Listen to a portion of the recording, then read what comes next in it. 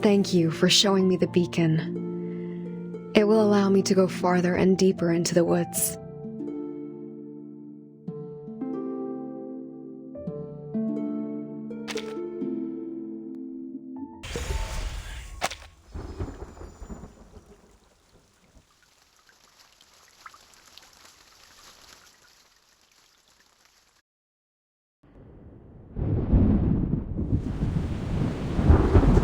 Hold tight!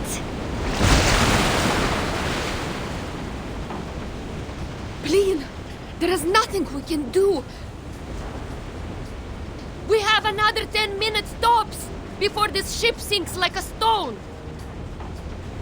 60% of the left cabin has been flooded, as well as 75% of the right cabin. The ship cannot survive such a ferocious storm. Timekeeper, we should get ready for evacuation. Prepare the teleport soft disk. Wait, what are you talking about? Are we going to abandon the ship? These are just some breezes and ripples. Won't last longer than a blink of an eye. Just hold on to the wheel and we'll...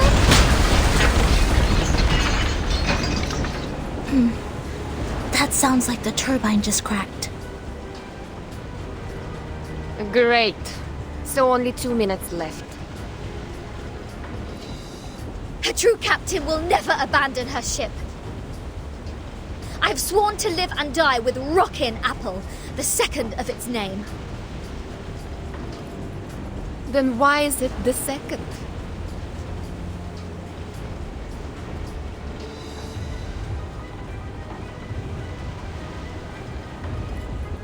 Damn it. Sotheby just bought us this ship. I racked my brains to think of all the assurances I could give to get that governess off my back. I think it's better for us to embrace the fact that all things would come to an end, Captain. Sometimes, deserting is to leave for another battlefield.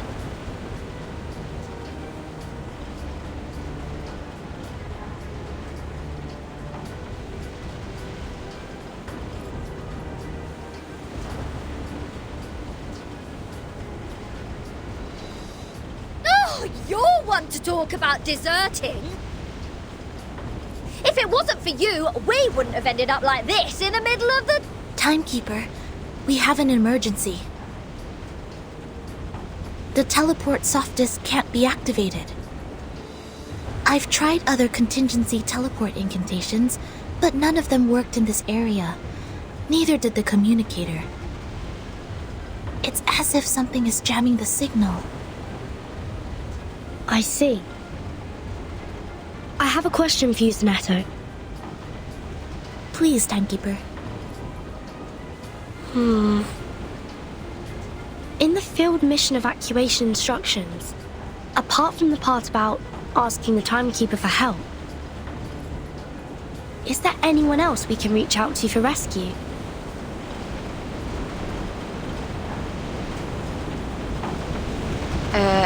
Seriously, Vertin.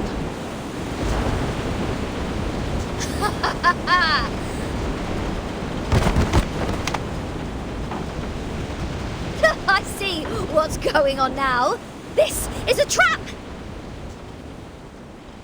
And you are behind all this. It is you who played that nonsense travel note from 1999 and lured us into this random sea in order to torture us, afflict us, and now feed us to the fish! Go ahead, give us the wicked villain laugh, you Manus mole! Quit playing innocent here! I don't know. I mean no harm. Nice try. See what else you got to say when this pirate opens your battery cover and finds Made in Manus there. Please, do not shake me. If I broadcast how to clean kitchen appliances for you now, will it brighten up your mood? Like hell it will. Can't you see? My ship is going down! Along with my record collection and your battery cover to the bottom of the sea. For good! Even John Lennon can't do anything about it now. I'm terribly sorry. I can't see. I could only touch, hear, and imagine. How about this program? Lesson 101, the express route to heaven one shouldn't miss. I think it would serve you better. Ah! I can't stand this anymore. My records, my Dr. Pepper's, my pirate radio, my Rockin' Apple II! For crying out loud, what have I done to deserve this?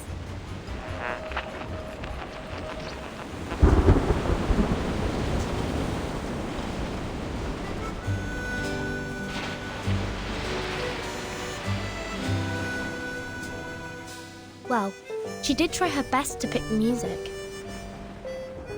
Though no one is in the mood, I think this piece is not bad.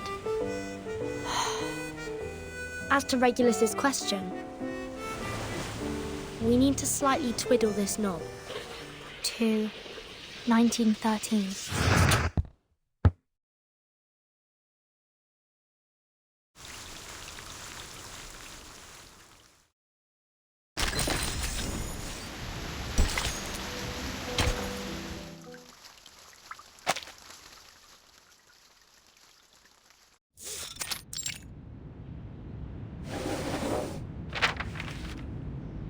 This is... the official letter of appointment from the Foundation. Congratulations, Burton. After the long evaluation period and the re-examination, the Storm Reformation, Manpower and Discipline has been officially approved by the Pact's Security Council. Team Timekeeper is now a legitimate, independent department. You are now granted a more flexible autonomy and independent budget.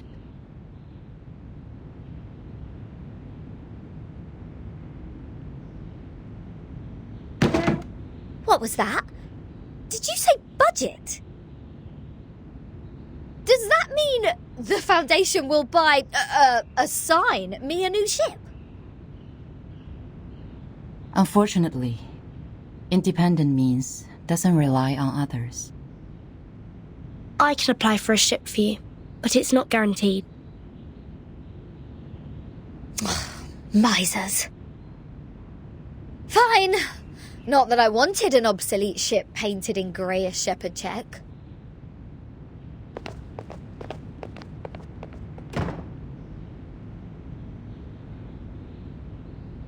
However, the price of passing that bill is to let the Foundation keep its authority to discipline unregistered arcanists. The arcanists who have been and will be assigned to Timekeeper's team will be put through a risk assessment procedure carried out by the Foundation. Those who are in lower risk categories only need to receive primary artificial subnebulism training, while the high-risk ones will go to the School of Discipline. But I will make sure they will be registered as members of Team Timekeeper when they enroll. I see. I have only one question. Are you still our point of contact for the Foundation, Madam Z? Yes, of course.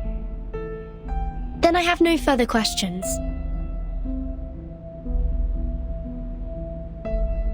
Meanwhile, Team Timekeeper can apply for secondment from the Foundation, Laplace, and Zeno if necessary. You can check this file for more details.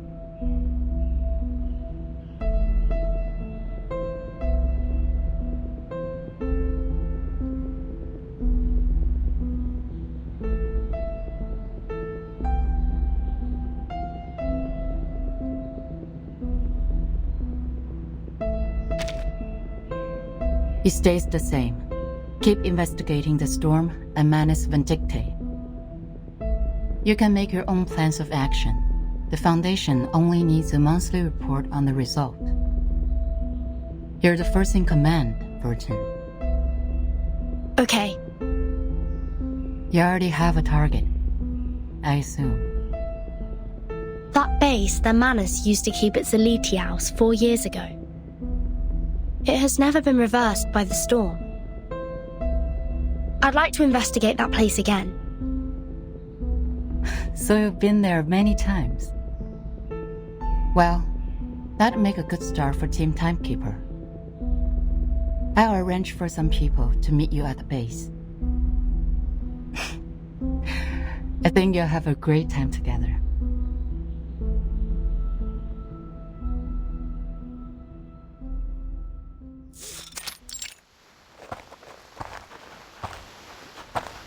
Oh, the fog is thick here.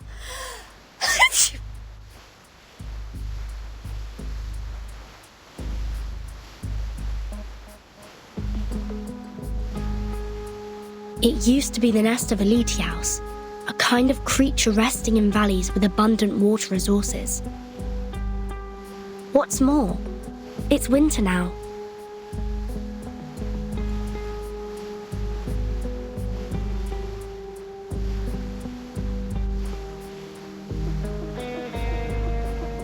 So, why do I have to be the errand girl? The Foundation wasn't even planning to give me a ship. Miss Sonetto is going through the procedures in the headquarters to transfer herself to Team Timekeeper. Mustruvis and Sotheby are on a break, for they have spent much time and energy clearing the woods and repairing the Foundation square. Miss Lilia has been given an administrative penalty because she broke into the rehabilitation center not long ago.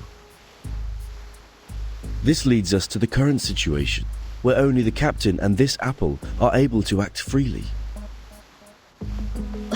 What? So in the end, was I, the renowned rocking pirate, the only one who didn't cause any damage to the Foundation buildings? Ugh! I have never felt so humiliated in my life! You're not planning on destroying this place now, are you, Regulus? No. Huh? Hey, see who's here? Lilia and a stranger.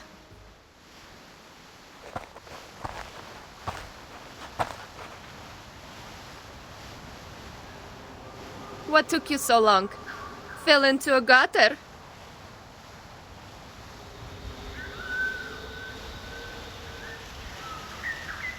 Hello, Timekeeper. My name is Moisson. My employee ID is SF27602191908238X. I believe Madame Z has told you about me. I am now an official member of your team. Miss Moisson, welcome to the team. Madame Z said you're an excellent tutor in Arcanum. She's too kind to say so. In fact, I have a lot to learn from you. Also, thank you for taking good care of Miss Sotheby.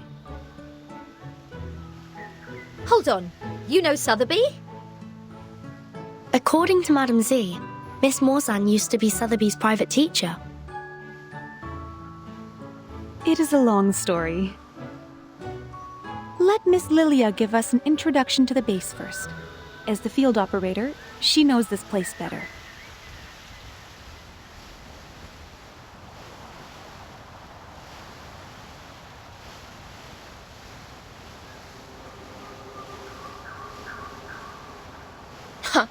After I got promoted and transferred to the headquarters, those exciting outbound missions have been removed from my schedule. In short, although it's called the base, the only place unaffected by the storm is a narrow 20-meter-long corridor no larger than a hunter's lodge. My former fellows had already searched this place from top to bottom. Those Laplace dudes had even sent in their lapdogs to search here inch by inch. Found nothing but some excrement of the Alitius and the dog's own poop.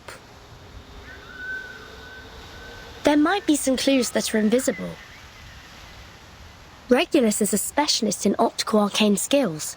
Maybe she can find something. A specialist? Well, I'll take that as a compliment. But for the record, compared to searching, hiding treasures is more of a pirate's lot. So if it were up to me to hide treasures in this place... Please hold on for a second, Captain Regulus. The fog seems abnormally thick.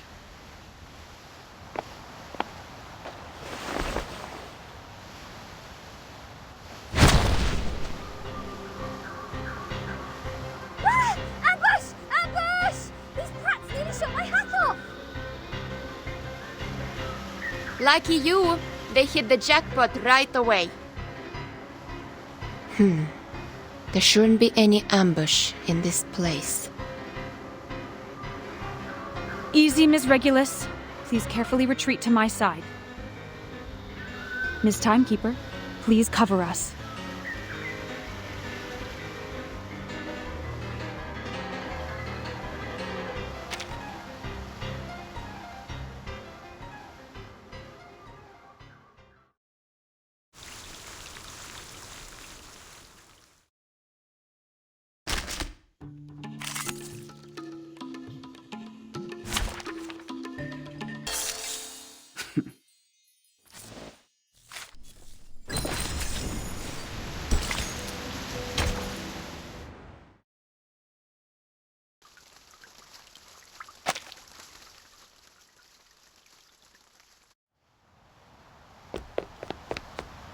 Hold on. It was a misunderstanding, Timekeeper. We attacked to defend ourselves. We are not the enemy.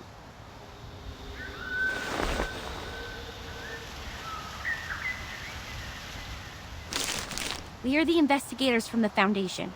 These are our IDs.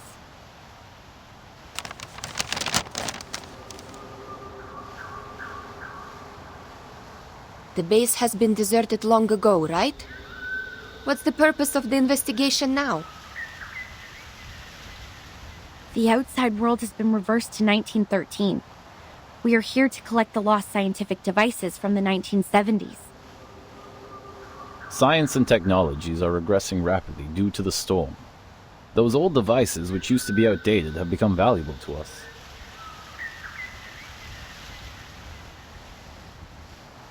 I see. Do you mind us investigating this place? It won't be long. Sure. We are glad to give you a hand if you need it, Timekeeper. Good. I have some questions about the base, and I wonder if you may help.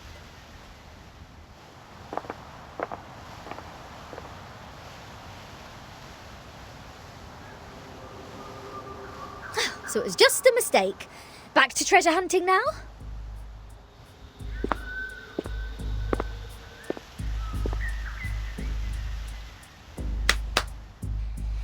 Let's see what Zeno and Laplace have left here. Infrared shotgun. Oh, Maglev auto feeder.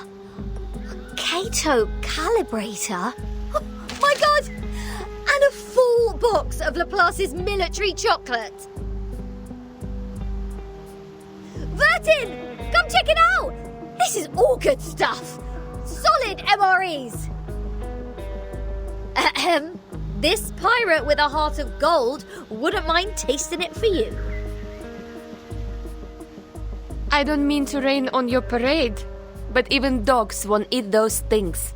It makes Alitia's excrement smell better in comparison. That being said, to the best of this apple's knowledge, canine animals shouldn't have consumed any food which contains theobromine anyhow. Then can I have it or not? There is nothing to be worried about, since the captain is not an animal of the Canidae family. Well said, as befits the first mate of mine.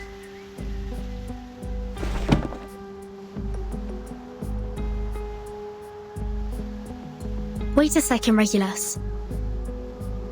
Show me the thing in your arms. Why? What do you want? Feel like my chocolate now? No. The supply box. It has my name on it.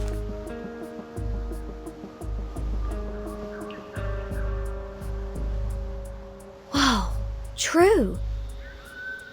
Are there any other Vertin in the Foundation? As far as I know, no one is called by that name but me.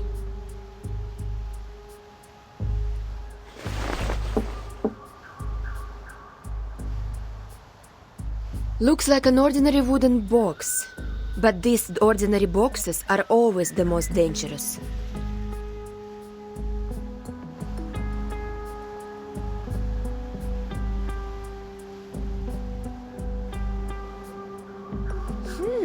So, turns out we did find something useful in this treasure hunt. It even has Vertin's name on it, like a celebrity autograph. A treasure indeed. Regulus, wait, don't... No one can stop a pirate from opening her fresh trophy!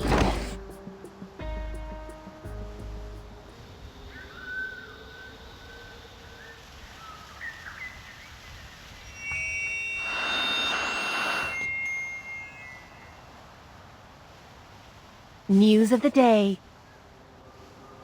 The Outcasts held the 11,231st pep rally in the Mammoth Cave, Kentucky. They eventually unanimously passed the principle of dozing in spring, relaxing in summer, slacking off in autumn, and hibernating in winter. Practical Modern Incantations has now been reissued for the 77th time. We are now at the end of the 20th century. This book still remains the #1 book on the list of most regretful purchase on Classic Score by The New Yorker. Biographer Erd has recently published her latest travel notes, Roaming in a Peyron, which has started a new round of craze for traveling in the Aegean Sea region. The chief editor of The Voice of the Millennium strongly recommends this book, praising it to be the literary reproduction of the romantic, elegant, and classical dreams, a glimpse at the golden era. Among them, criticisms abound. The Babylonian Review issued a warning that the author's observation of the Apollo star was fatally inaccurate. Self-driving tourists can easily get lost in the Gorgon Current backwash if they do not correct their direction by 3.14 degrees on the Ford Sextant Model T. Time for late-night news. What? End of the 20th century? Voice of the Millennium? Is this radio broadcasting news in 1999?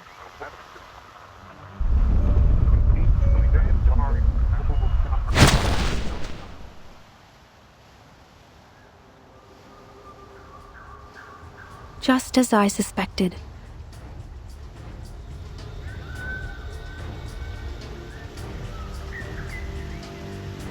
Since Timekeeper hasn't reported the time of this era to the Foundation,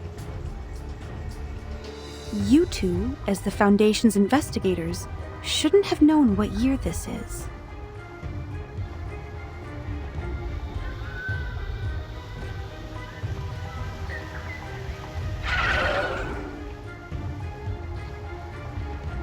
In such pouring rain, time is the best proof of identity. Huh, I get it. Not a bad plot. Miss Morzon, what's your 6? Let us help you.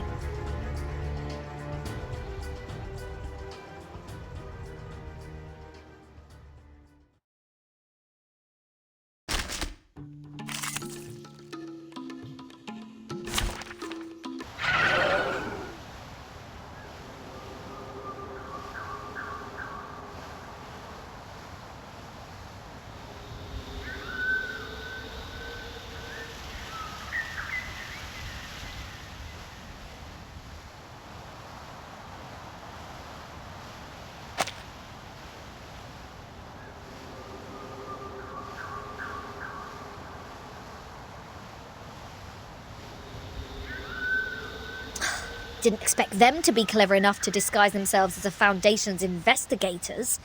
They sure have learnt a thing or two. The era of 1929 only lasted for 2 days. The frequent change of time muddles work and responsibilities in the Foundation, which in turn cause some chaos within it. Luckily, Miss Morzon noticed the signs of it at the beginning. Timekeeper, please take a look at this box. I'm afraid this is what they came here for.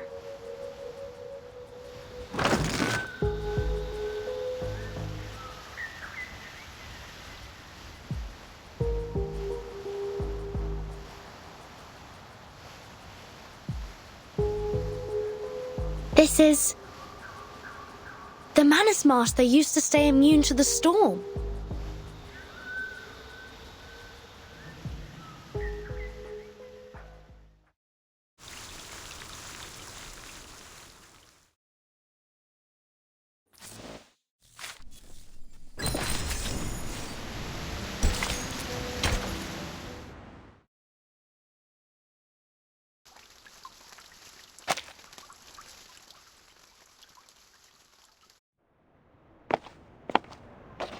I will explain all of these as briefly as possible. Good news. The analysis report on the mask you submitted to the Scientific Computing Center is now available, Timekeeper. We found the same component in it as the raindrop from the storm. This is a component named asymmetrical nuclide R by the Scientific Computing Center. Its name comes from the bifurcation structure it presents under the Arcanum imaging. The Scientific Computing Center has also run some tests on the samples of the raindrops you previously submitted. After removing all water, mud, human hair, and dandruff within, the remaining unanalyzable component is what we called asymmetrical nuclide R. What a familiar name.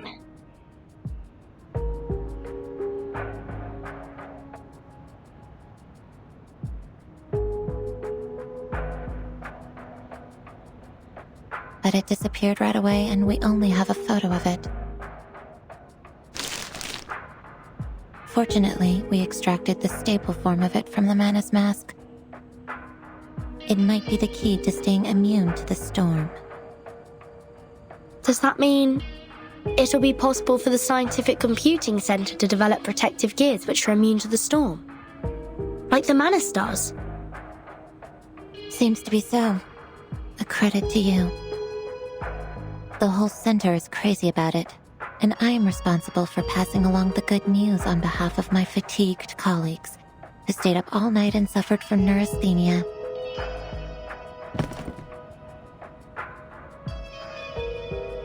We need more samples. This is a sampling device for asymmetrical nuclide R. It's the one and only. The manual is in the interlayer. I'll be careful. Thank you, Mesmer. Don't be. I'm just delivering this for someone else.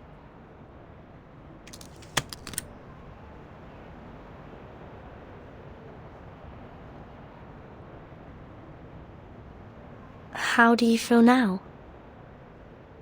I'm sorry about what happened in the rehab center. I'm good. It just helped me further verify some factual information about Arcanists. It's just... I thought you weren't one of them, Vertin.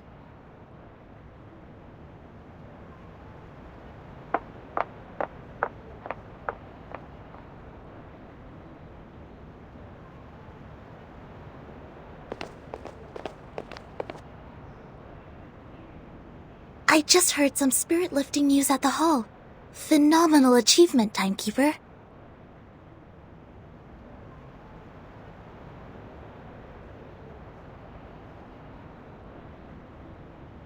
It's a tremendous breakthrough in our fight with Manus Vindictae. Everyone at the headquarters is cheering. Although, I don't know what this component really is. Is it a kind of ritual? Or a unique substance? That'll be the next thing to find out in our investigation, I think. Manus Vindictae always has more information on the storm and how to be immune to it. We've been trying our best to keep up with their progress. Fortunately, now we have another direction. Oh, And these are the files you asked me to search for.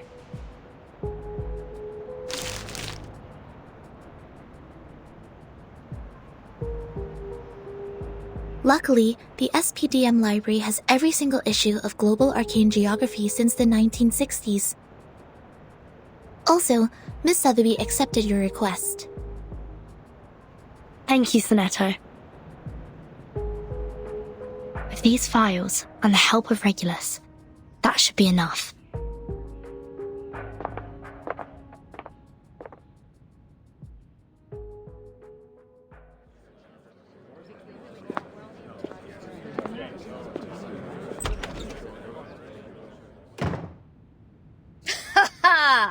Yeah, go on. What else do you get except for playing dumb, you cunning flower-headed tin box? Speak! Tell us what you know! Like, what were you doing in the Elitiao's base? In what way are you associated with Manus Vindictae? And who put you in that box which has Vertin's name on it? I have no idea.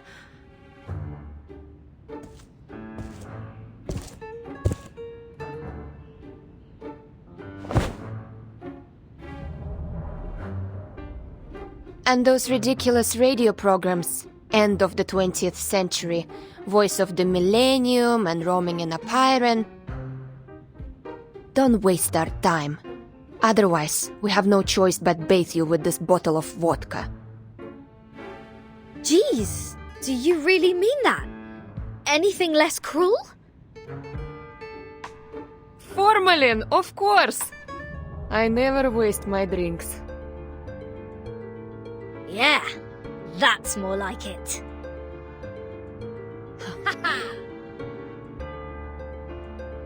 But I really don't know anything. I'm just the receiver of signals. Please believe me. When I woke up, I was already in that box. This interrogation won't get us anywhere. Laplace didn't detect any unusual arcane marks on her. But she was there with those Manus pawns in that base. Say anything you want, she will still be a solid suspect. Yes, I understand what you mean. But for now, the evidence can't support our speculation. A field trip may be helpful, I guess. What's your plan? Will you come with me? I've informed Madame Z. This will be the first official field mission of our team. Sotheby and Druvis are still on leave. They will not take part in this action. While Miss Morzon will stay put in the Foundation's headquarters as our contact. Wait, a field mission? Didn't we just come back from that Elitiao base? Besides, where is this field? The Apollo star we just heard about means the sun. The Ford Sextant Model T is an arcane device produced in the early 19th century. The Scientific Computing Center has one of those as a part of their collection. The Gorgon current is mostly created in the Aegean Sea, near the Balkan Peninsula. I remembered an Arcanum magazine in the 1970s had a detailed article about this and introduced the circulating current. I read it in the periodical room in SPDM. The current will be flowing backwards every time the Earth is at aphelion and perihelion. This is also known as the current reversal, which is on the 3rd day of January and July this year. And the time in the outside world is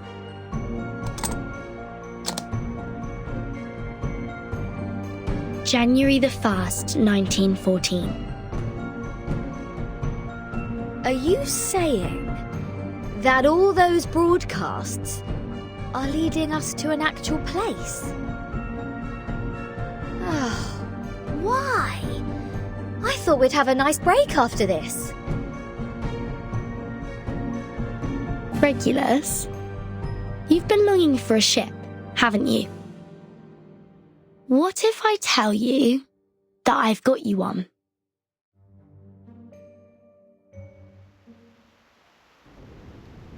Now, hold on a second. Come to think of it, it wasn't the flower-headed radio thingy who tricked me into the Aegean Sea. It was Vertin. Watch out! The big waves! Блять, this is enough! XLIII VE! Wait, Lilia! Are you sure about taking off in such stormy weather? This isn't a normal storm. Something is attacking us from the ocean! I need to pull it out! You guys go study that whatever instruction right now.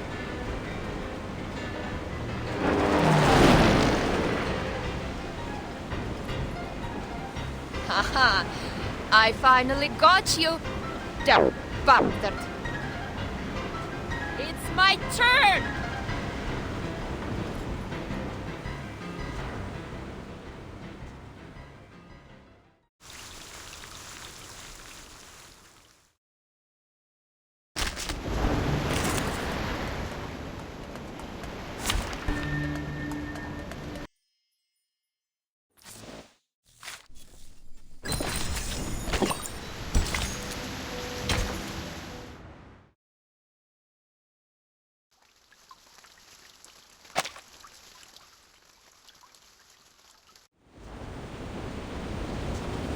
Ed è subito sera.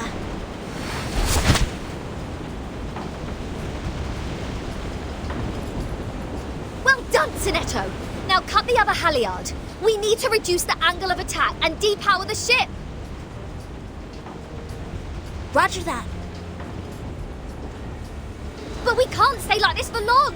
Vertin, have you thought of anything? It's not working. I've tried different ways, but the Tempest blocked every signal I sent for help. So is that it? We are as good as dead? Wait, there might be another way. I'm sorry, Miss Radio. I need to borrow you for a second. Huh?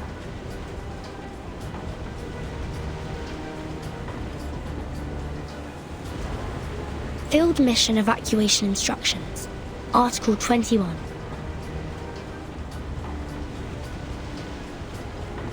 Whenever there is an emergency, the field officer may send an SOS code with their wands through any transmission device with round buttons on it. Any Foundation member nearby will provide immediate humanitarian aid. To send the code, please turn the knob 1 time to the right, half to the left, and then 1 time to the right. If you succeed, you shall hear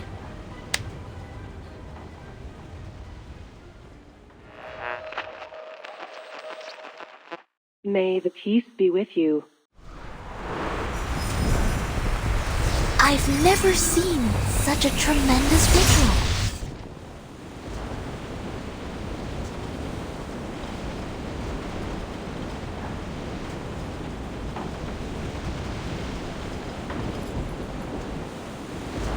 We are the Special Mission Squad Razor. Please show me your ID.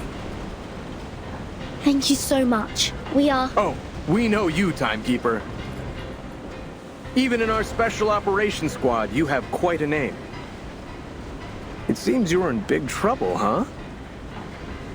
We were under attack by a giant sea monster when sailing in the Gorgon Current. Please help us ashore safely.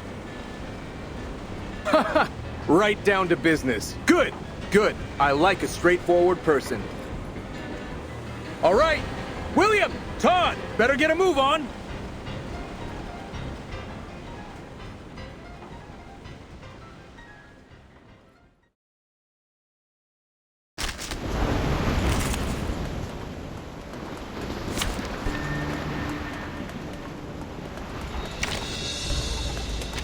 Let's go where trees and grass grow.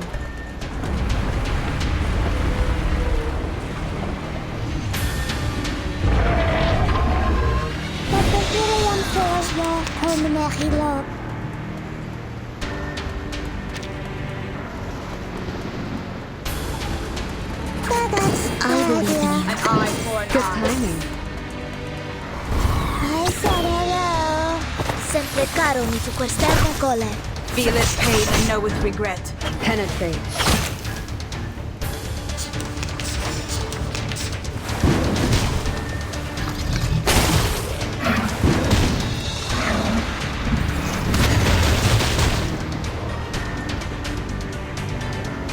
My sword sharp. A tooth I for a believe in tooth. you. I know the moon, and this is an alien city.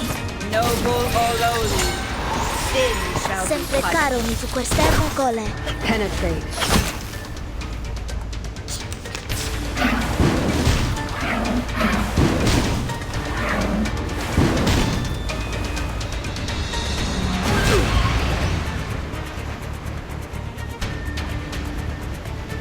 Party planner. So that's your idea.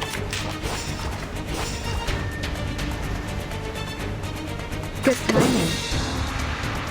Break it. Break it. Did anybody get hurt? No need to look back.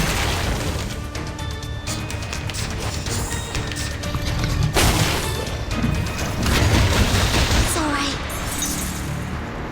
Where's the party The stars? reticent words Where are is wa- it?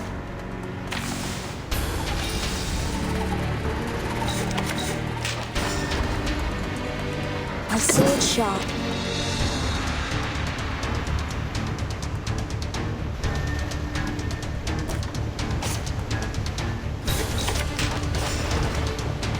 I believe in you. My sword sharp. Where's the party The reticent star? words are watching So you. long lives this, and this gives power to thee. Legna sereno intenso ad infinito. The story begins with a bad adult. He did this first. Is that I weave the gown with thorns. You shall repay the sacrifice of wounds.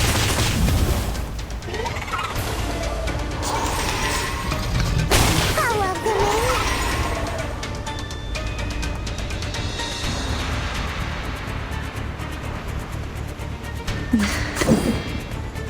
Party An eye planner. for an eye.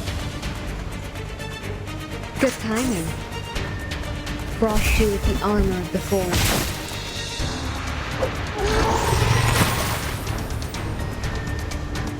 Break it. Break it. Noble or lowly, sin shall be Frost shield punished. and armor of the forge.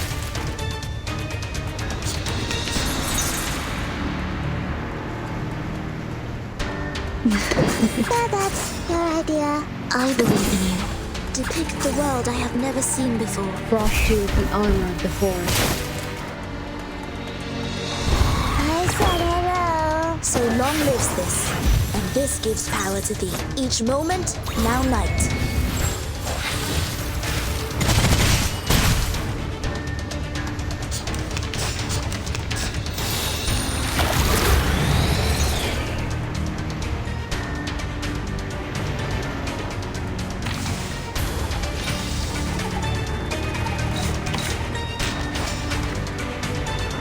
Good timing. Off thou go.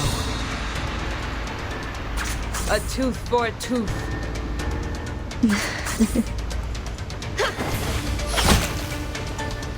Thou shalt make an atonement for thy sins in full.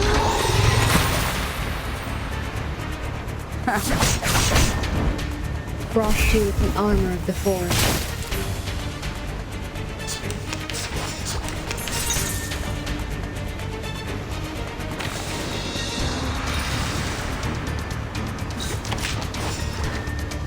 The reticent woods are watching you. An eye for an eye. Party planner. I weave the gown with thorns. You shall repay with sacrifice of wounds.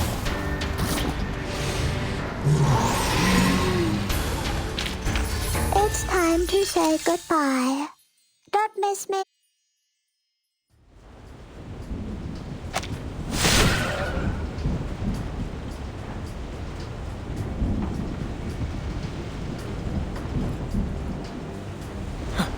Incredible! Is that a full-sized Gorgon? I've only read about this ancient sea monster in literatures. Watch out! Its eyes will turn you into stone! There has been no witness report of a Gorgon since the 12th century. I thought the current was simply named after the mythology. Well, it's my privilege to have the chance to fight against it, huh? William, Todd, let's see who gets it down first! Entity should not be multiplied unnecessarily. Captain, I hope you still remember our founding motto.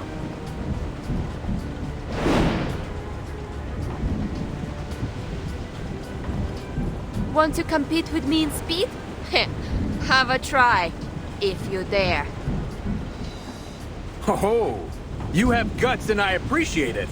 Bring it on!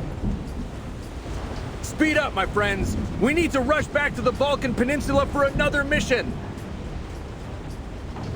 Everyone, please wait a minute. The size of the sea monster. It's shrinking. What's happening now? It's gone out of sight. Oh, I have a bad feeling about this.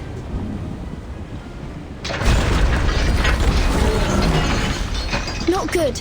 It's crawling into the cabin. It plans to tear the ship apart from the inside. Everyone watch out!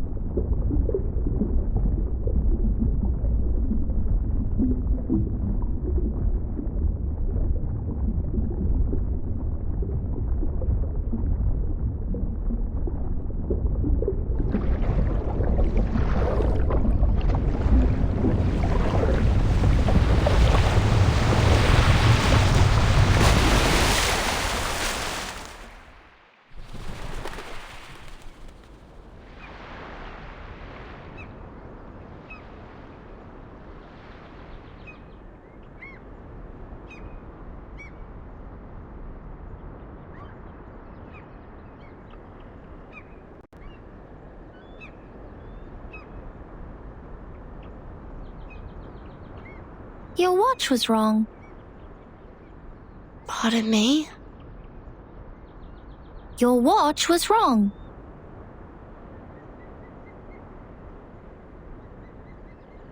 Are you talking about my pocket watch?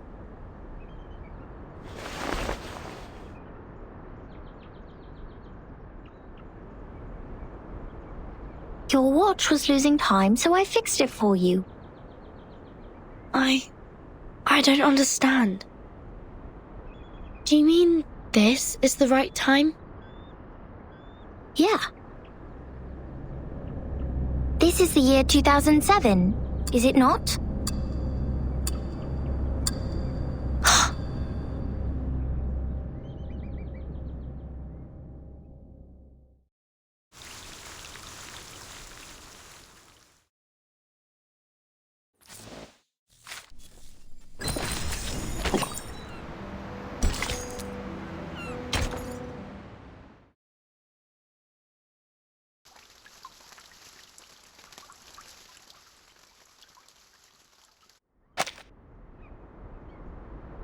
You're saying we're in 2007?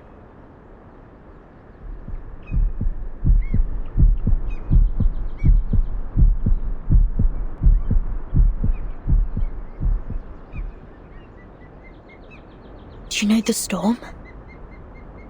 Is that how you call it? We call it the emanation. The tide of Numa is pouring down from above and converging. It would raise as a tsunami and break the world of matters where darkness abounds. I don't understand.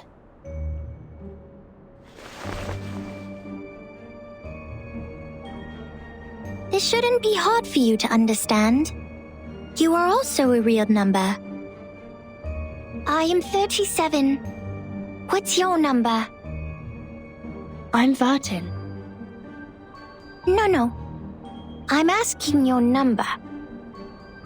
The scripture says only the people who are still in search of their essences would identify themselves by a combination of meaningless phonetic symbols.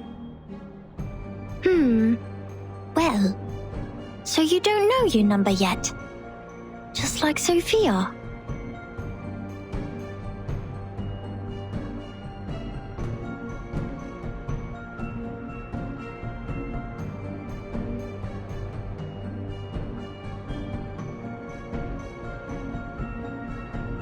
Have you seen my companions?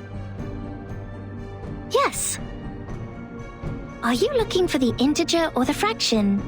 Or the irrational number? Or the imaginary number? What? Integers are the living example of virtues. Fractions can be understood through specific means. Irrational numbers are the free spirits, while imaginary numbers are the existence which doesn't belong to this dimension of the number axis. Which one are you looking for? I'll ask something else instead. What is this place? Island. What island? Have you seen another island? Maybe another question. Did a biographer named Erd visit here before, in 1999?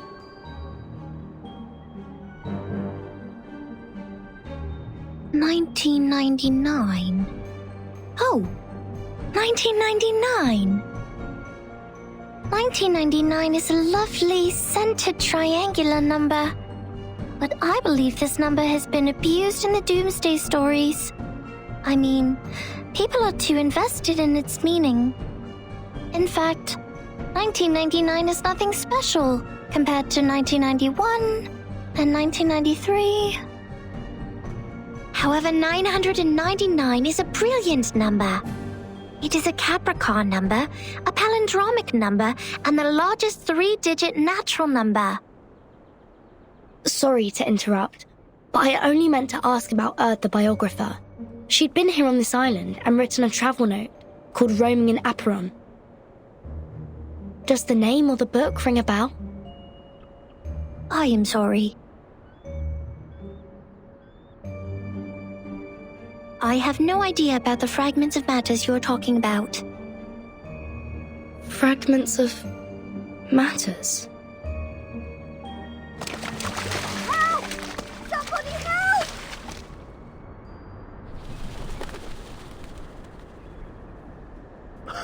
Captain, you should go. This apple's arm has...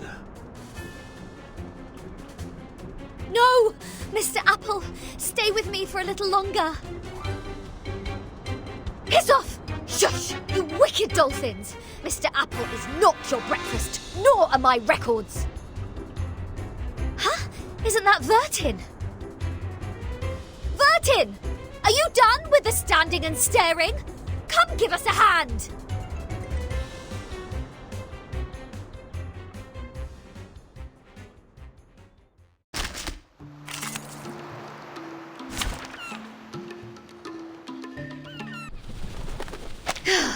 Thank God you are here, Vertin. Mr. Apple and I were this close to being made a stargazy pie by these clever bastards and served to the dinner table. You've also been incredibly helpful, Regulus. Is that so? Like how? You rebuild my confidence in communicating with people.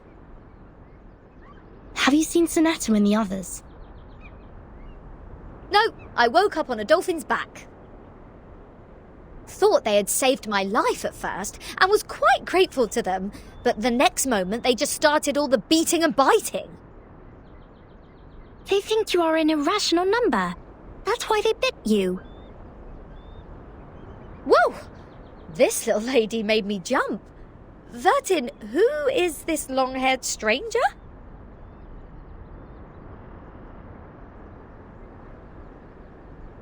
Timekeeper. Thank goodness you are all safe and sound.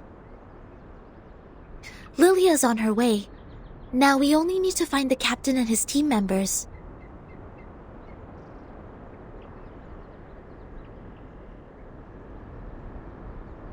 Sonetto, these people are... They are the Apuron believers. They lent us a helping hand after the ship went down.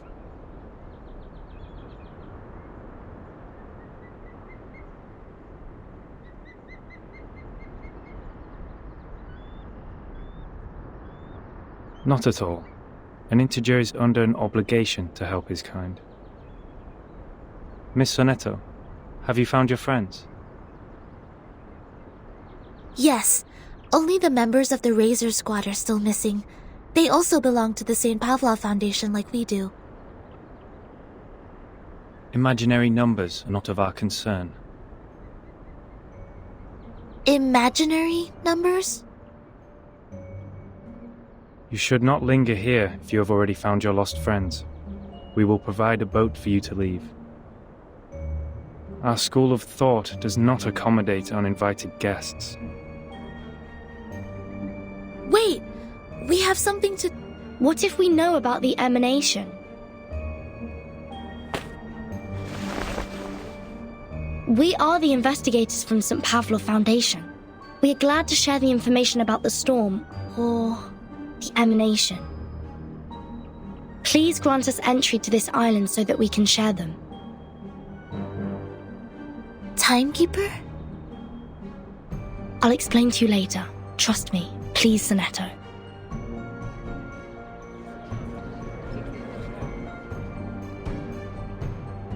Come this way. We will talk.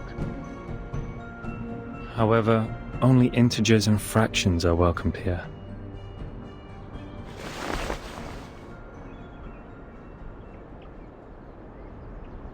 No irrational number is allowed on this island. Throw her into the sea. Huh? Wait! Now hold on a second. I said hold!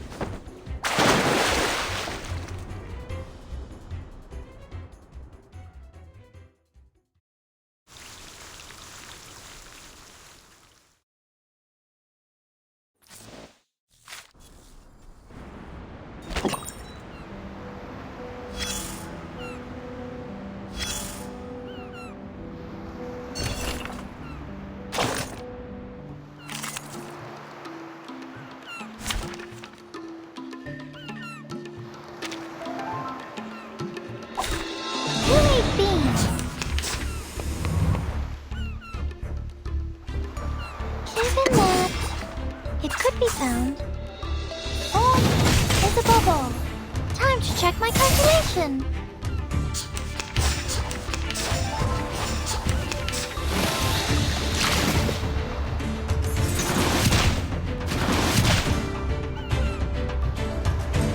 The final demonstration. A perfect argument. Welcome to the world of numbers.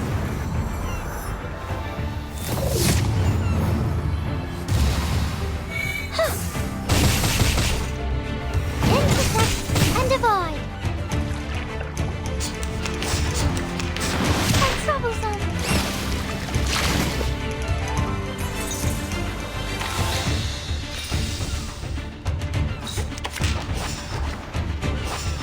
A perfect argument.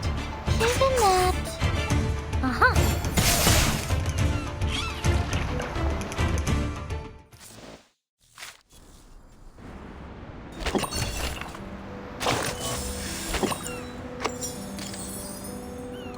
You still look confused. I know, darling. You haven't even vomited up the mouthfuls of seawater you ingested deep into your stomach. Just relax and lie where you are. You don't have to get back on your feet right away. Usually, yes. Usually, when those drunkards and patients wake up from a coma, just like you do right now, they only have 2 questions. The first one will help you find out the name of the land you are lying on. And the other will help you calibrate that bizarre watch on your wrist. All right, now it's finally the right time to make things clear. Open your mouth and throw up whatever you have. Seawater, questions, just get them all out. Right here.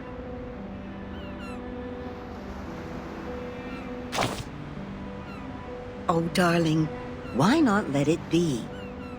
You're all on your own now. Don't ask for more when you already have someone to talk to, even if I'm only nagging most of the time. We gotta let the past be the past. Like how we deal with old newspapers. Because all I speak is one simple fact after another. Anyways, we will keep each other company for quite a while. Ah, finally a question about yourself. In front of you is a boundless sea. All you can see, besides the beach you are lying on, is water, water, and water.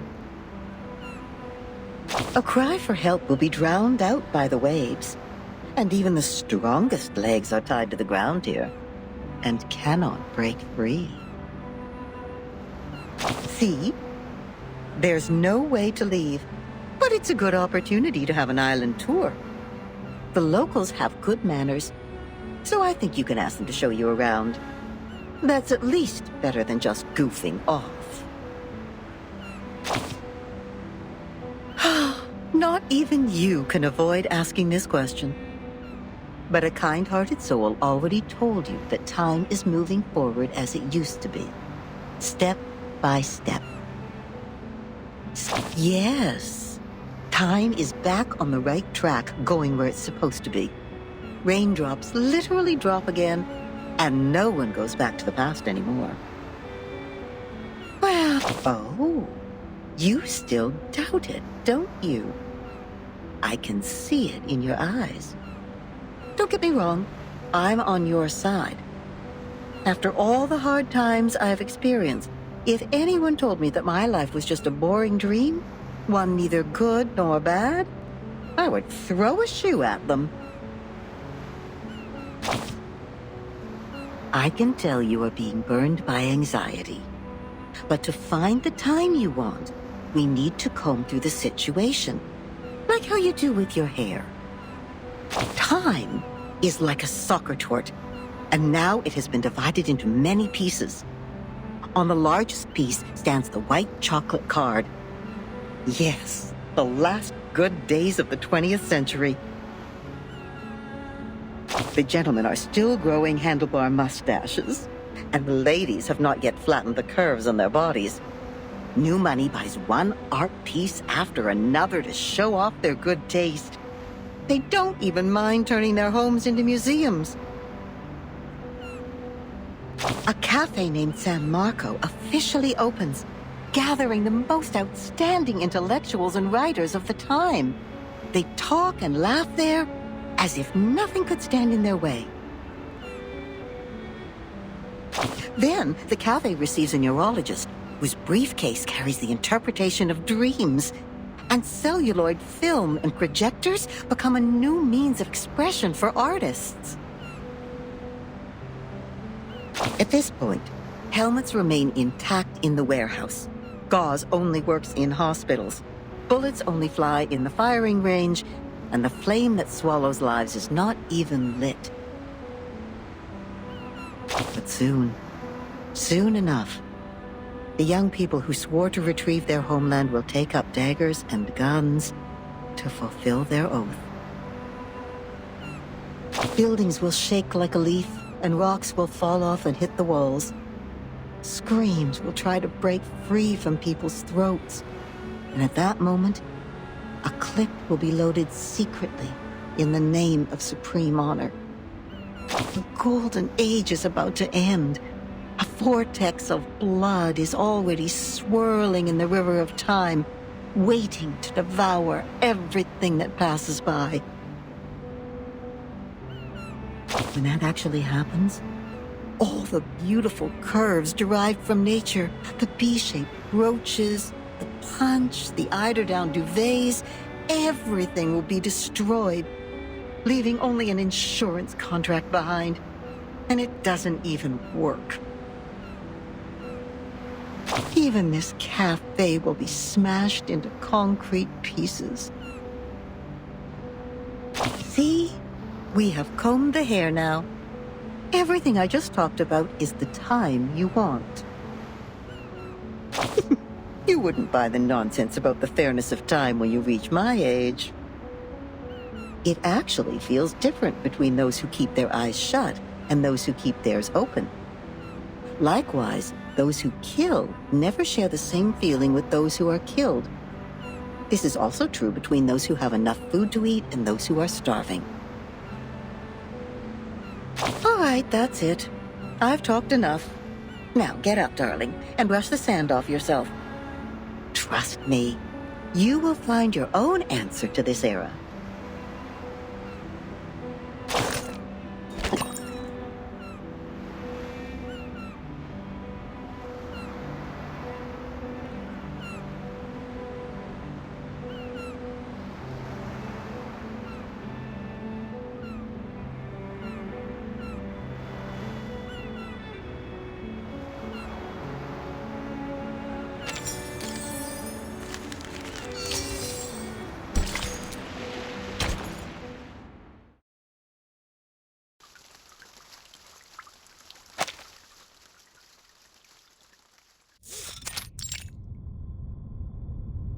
Yes, all is well. Those dolphins sent us to the other side of the currents. And one more thing, Captain, and I'm asking this with no ill intention. May I know your lineage?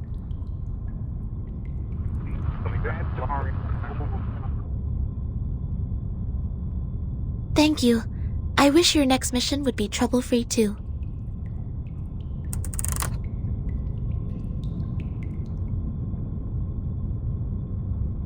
The members of the Razor Squad are all humans.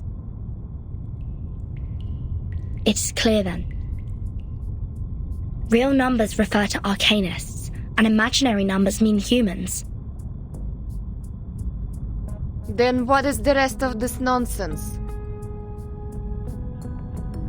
Sonetto, Vertin, and this apple are integers. While Miss Lilia and I are fractions. Don't bother asking. I'm pure blood. This apple is also made of pure apple juice. I only consume 1.5 volt DC. So it's not determined by our lineage, or Regulus would have been an integer too.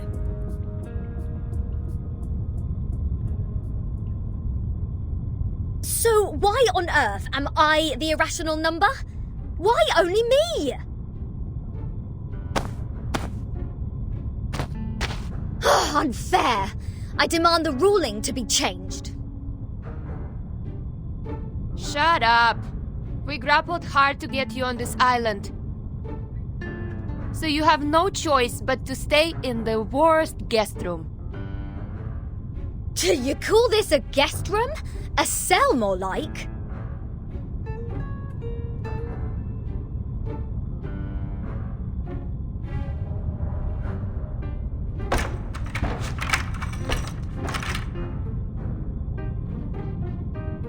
Perhaps this piece of news will cheer you up. We are prisoners in the world, and our body is the cage of the soul. Oh, cut me a break. Might as well play us some rock music.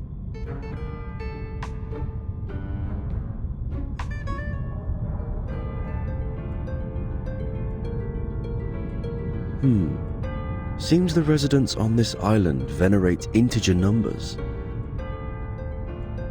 And irrational numbers, or the non-terminating, non-repeating decimals, cannot be represented as the ratio of two integers, hence they are discriminated. No, no, no. Who are they to judge and decide me to be the irrational number? I was the only person who didn't cause any damage to the Foundation in the previous protest. Oh, why do I get to have the worst of both worlds?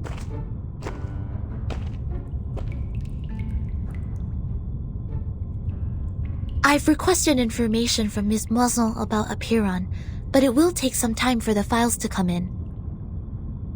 The captain of the Razor's Special Operations Squad told me this might be a settlement of a group of Arcanists who have been long cut off from the world.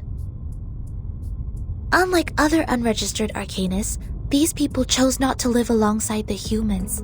They still lead an ancient Arcanist way of life and follow the old customs. We must be meticulous when getting in touch with them.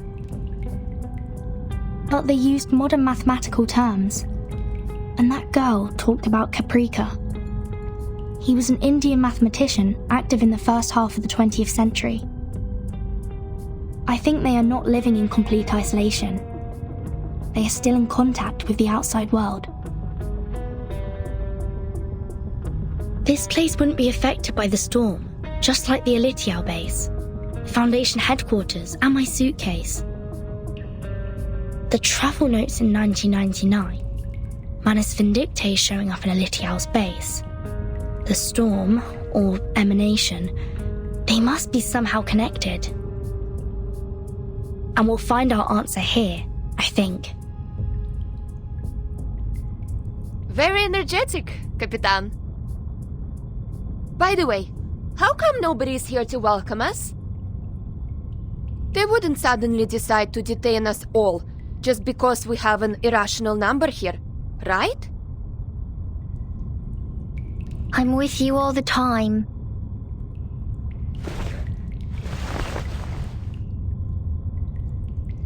Six asked me to welcome you. Oh, scared me again. What were you doing hiding in the corner? Because it seemed you were in the middle of proving a conjecture. According to the scripture, disturbing others when they are giving proof of their arguments is as sinful as eating beans.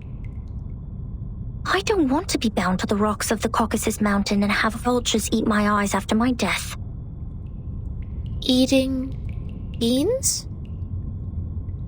Eating beans is the sin of sins. The biggest, worst, and ugliest crime. People eating beans will never transmigrate. They deserve nothing but eternal punishment. What? Are you serious? Is this rule only for soybeans? What about broad beans, snow peas, chickpeas? And what does it say about other bean-based products? Beans are beans. You're funny. This doesn't even make sense. By this logic, aren't the coffee drinkers going to rot in hell? I happen to have a box of coffee beans in my bag.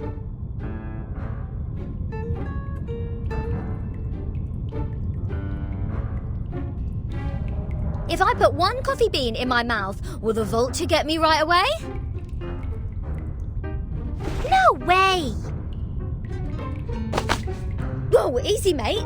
Do you want to get physical? This pirate is not scared of you.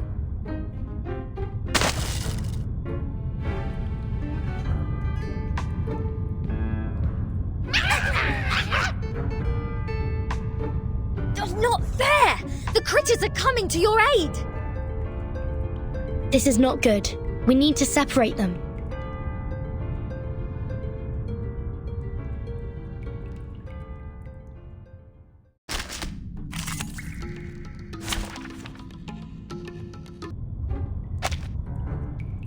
Let go! Let go! What are you, a dog? Oh, 13! Sonetto! Lilia! Get her off me!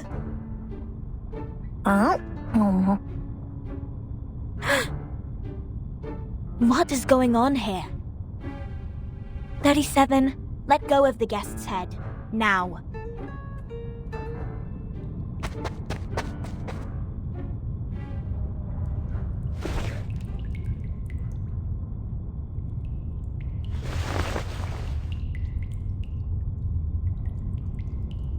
Sorry that I'm late.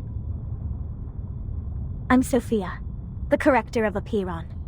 I will take over from here. Oh, finally! We have an ordinary person here. Please, let's talk on the way to the outside.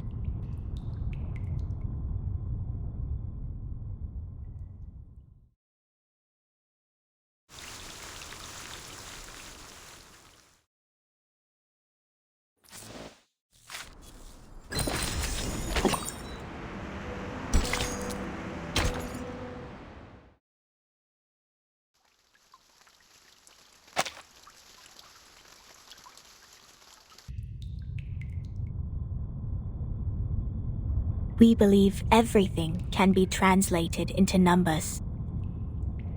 Things are made up of numbers, and mathematics is the key to opening the gate of truth.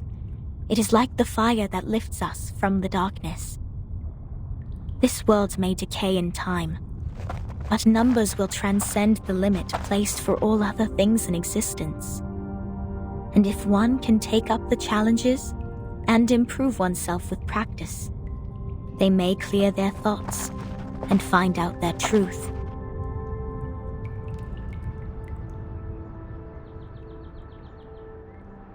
That is, to find out the number of their soul. Oh, this is more like a place for proper conversations. Broad, open, as vast as the high seas. Hold your horses, Miss Regulus. If you were to speak of consuming beans again, I will have no choice but to send you into the depths of the sea. Fine. I haven't done anything yet. Miss Sophia, could you please repeat all the taboos on the island?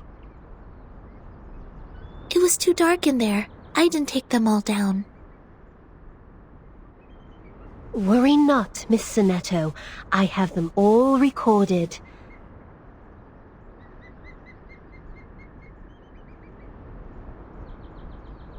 One, abstain from beans.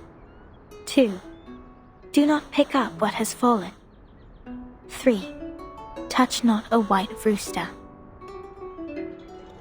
4, do not poke the fire with swords. 5, do not jump over a crossbar. 6, do not cut wood on a main road. 7, do not enter the hall in new garments. Enter the hall from the right, and leave from the left. 8, do not keep swallows around your house.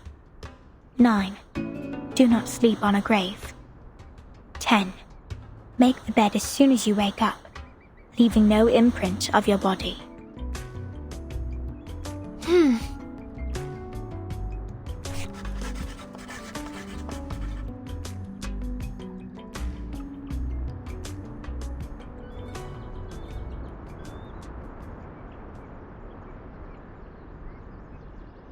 What strange obsessions are these? Even the police in London would be less officious. This is an archaic arcanist group we're dealing with. I assume they have their own reason for these. But what else are we going to do if we can't pick up the things on the ground? Just let it rot? Oh, this doesn't even make sense. You are indeed an irrational number. Huh? What about me? Though I can't identify the exact number of yours, it's never too hard to tell the number types. Like you are a very typical irrational number. Irrational numbers are disobedient, sometimes unreasonable, and they hardly play by any rules.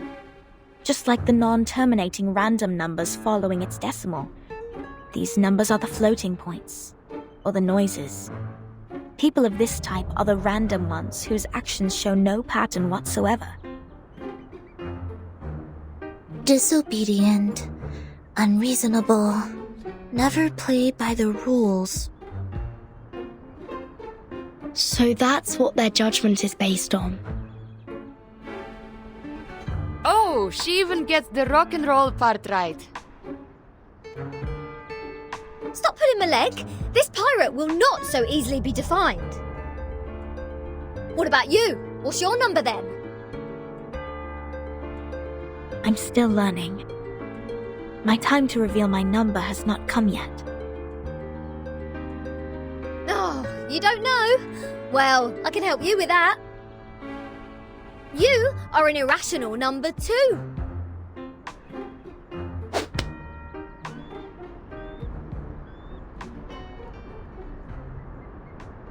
Ouch! What is this? A grape? Huh. A perfect parabola.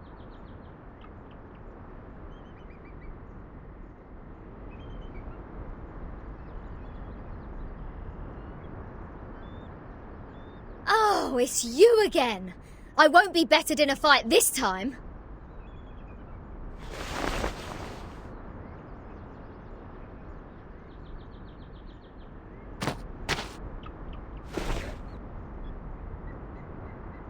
"37?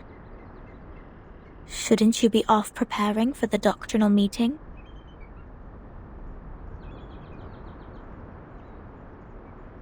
Six asked me to take care of our guests. But I'm usually the one who receives the guests. Engaging with strangers might be a little difficult for you.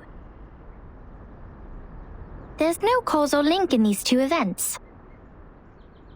People always bother you with trifles only because you're fine with it.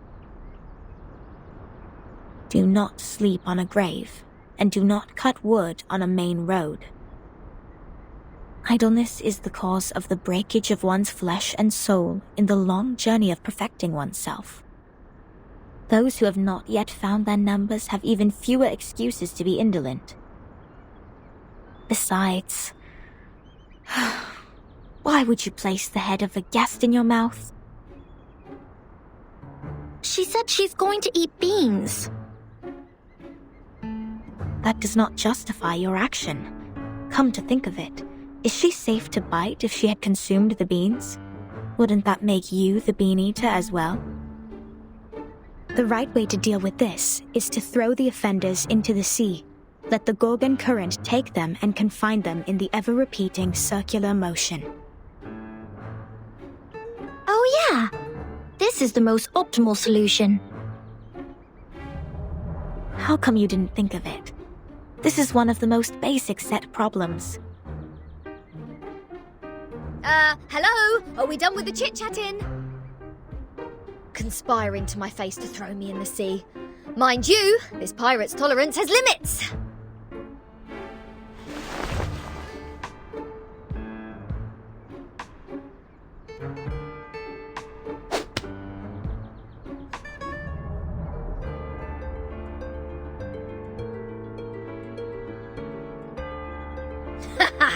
Right in the bullseye.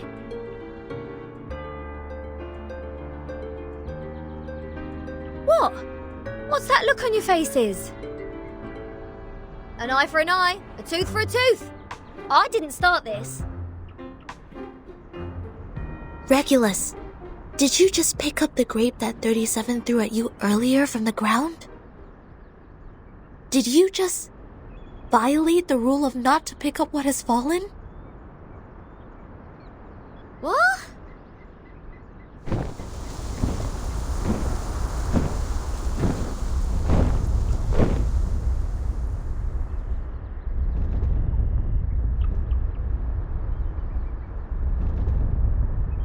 Get down! Abraxas incoming! It will take the offenders with it! A chicken's head and 2 snakes as a feet. What? What on earth is that? This is not good. They seem dangerous. Regulus, come to my side.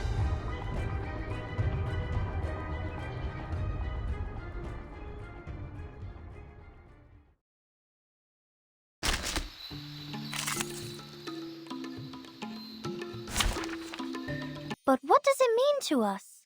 I mean...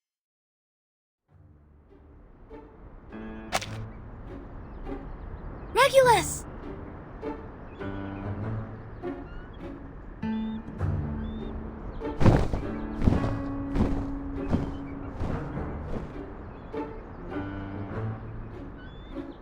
Captain! I can't leave her alone. This apple shall follow her.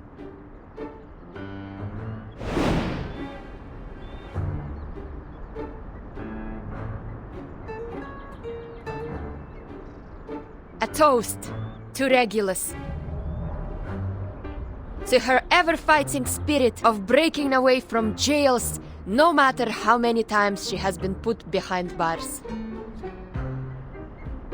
Luckily she didn't have any beans. May her soul be cleansed in the dungeon. What a mess. Ena eftegramot mima, Schematizate o tan enosume dios semia.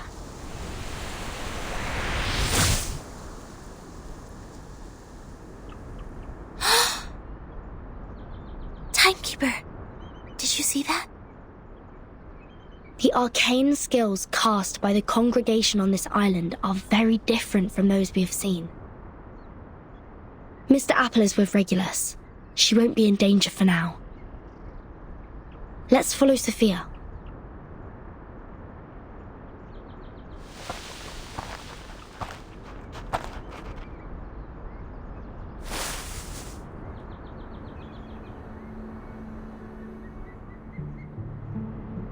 We have wasted too much time on unnecessary matters. Miss Furton, this is the place you've journeyed to visit. The Hall of Apiron. This is where we share our knowledge of Numa, which is also the storm you've been referring to.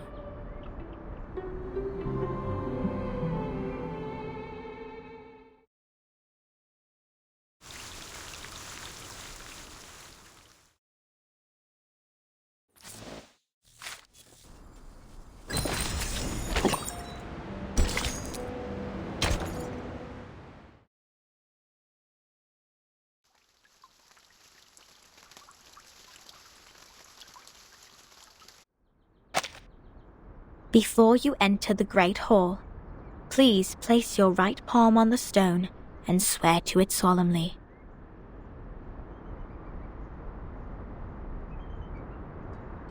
I wish to be baptized in the water of Gnosis and be rid of the long darkness of ignorance. I ask my tongue to be taken, for it has spoken mindless words, and I shall stay silent for the truth. I choose to leave the fragments of matters behind me and enter the Great Hall of Forms as clean as a newborn. I swear to let matters stay in the world of matter and a form in the world of forms. I swear to reveal no secrets, or my heart shall be taken by the vulture, my body consumed in flames, my soul trapped in the endless wheel of birth.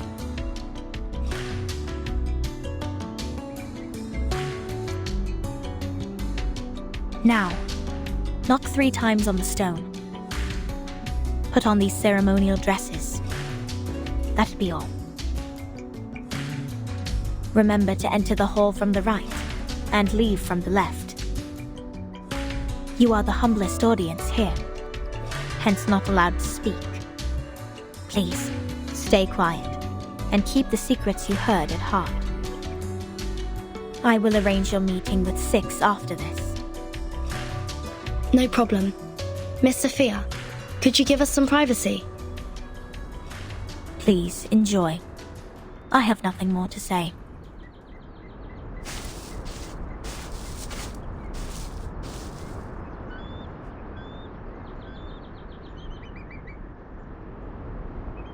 Vertin, are we really going to do this? That oath we have to make to enter the hall sounds vicious. To stay quiet and keep the secrets. It's similar to the training we once received. I can go inside on behalf of Timekeeper.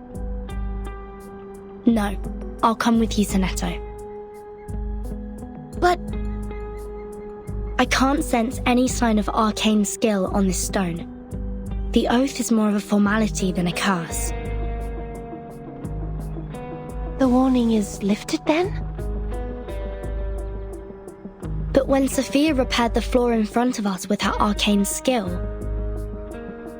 there's no fluctuation of arcane power either. I can't even sense the slightest signs. It's either a kind of arcane skills we're not able to detect,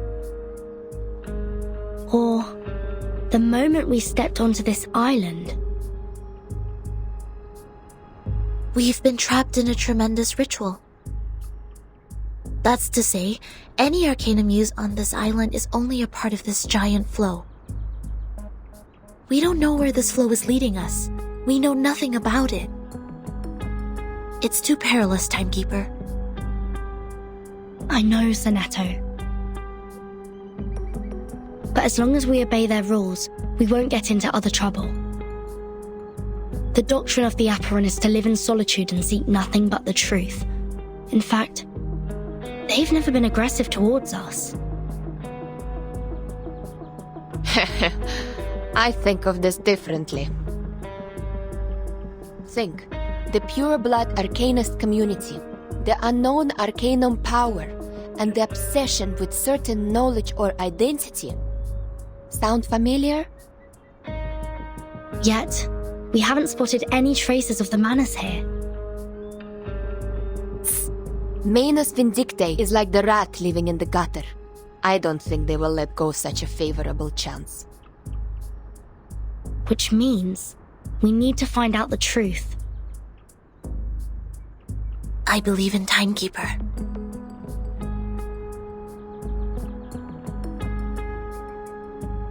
I have zero interest in this meeting. I'll stay outside to keep a lookout. Take care.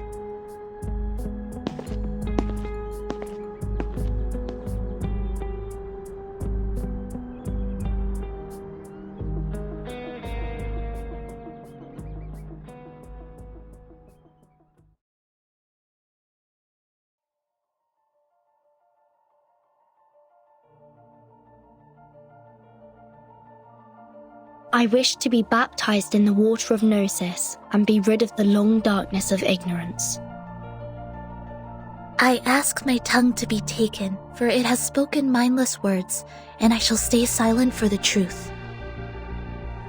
I choose to leave the fragments of matters behind me and enter the great hall of forms as clean as a newborn. I swear to let matter stay in the world of matter, and a form in the world of forms. I swear to reveal no secrets.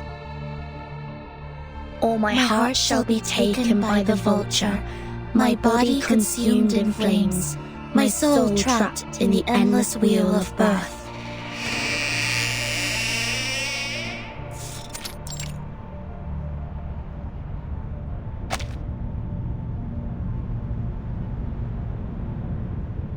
Fellow brothers, sisters, our quest for Gnosis had suffered 3 unprecedented crises. First was the discovery of irrational numbers, and then the creation of imaginary numbers. Last was the loss of the grand unification of different lineages. The truth was buried, and history was rewritten. But the emanation is not a crisis. Instead, it's our last salvation. The supreme existence has once again shown itself to us. The door to the everlasting transcendent world of forms has opened once again. As Numa pours down, things are rewound to the world of light. Everything in the world of matter breaks into pieces, for they are as delicate as a petal before it. We, who have the honor to witness the emanation of Numa, have the privilege to survive the turning of the Wheel of Birth. Because we know the truth. Our survival is destined. It is the beginning of a mission to bring the unseen truth into this world.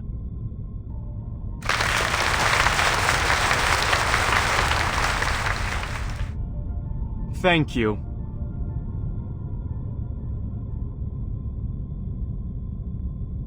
The next orator is 37, our smallest irregular prime, and the brightest star of Hermes.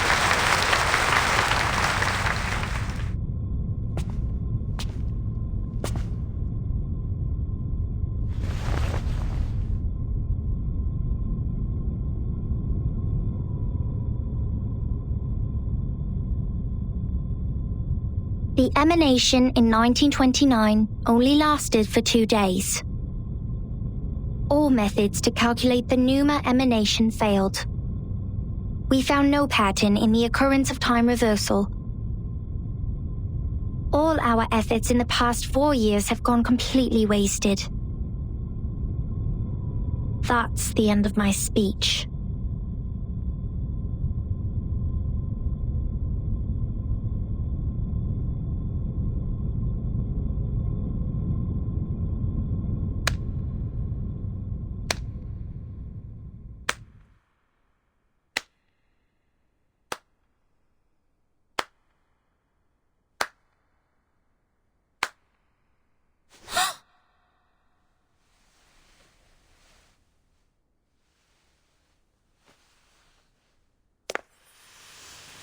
sueñas sereno, intenso ed infinito. Shh. Who did that? Who broke the silence?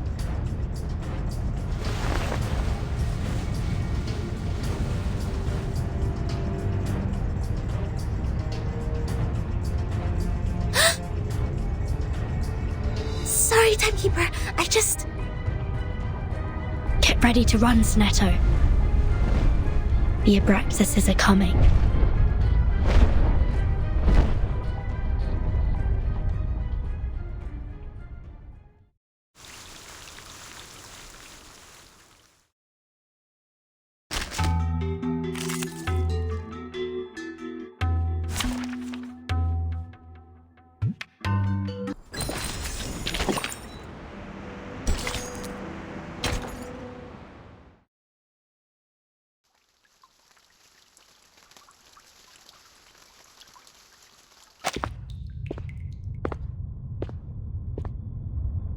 Can somebody tell me why I constantly get locked up ever since I've known Vertin?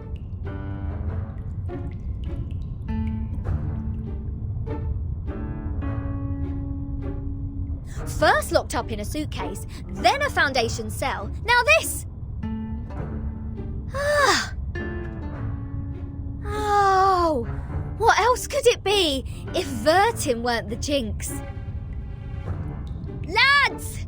I know what's going on! You got the wrong person! She is the most irrational number here!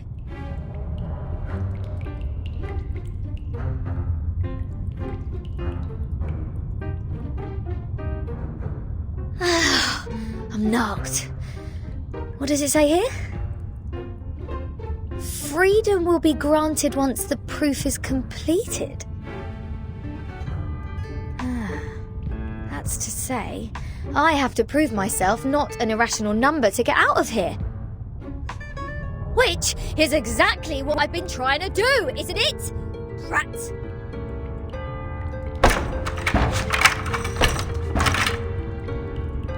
Ugh!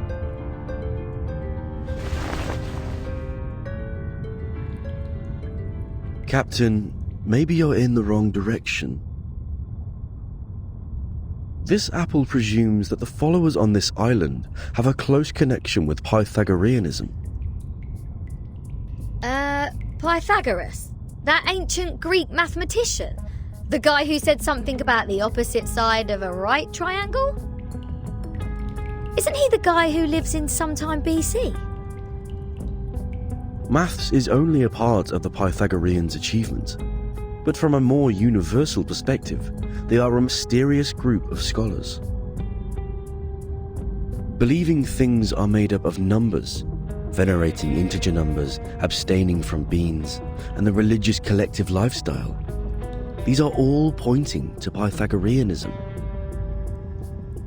The earliest Pythagorean school perished because of the discovery of irrational numbers, which explains their odium of it. At that time, a deviant student named Hippasus discovered root 2, and the theories based on the ratio of integers they hold dear were upended.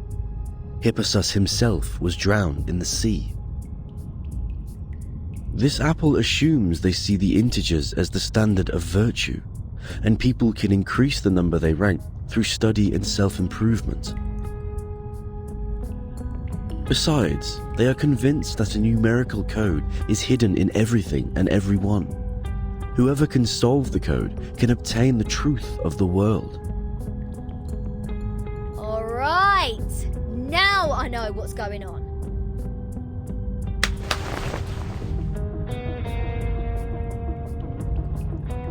This pirate has had enough of this moral standard, which is obviously prudish, backward, and lacks humanitarian spirit.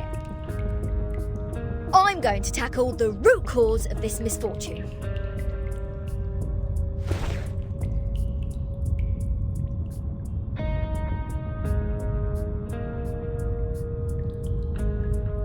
I'm breaking out! Why am I not surprised?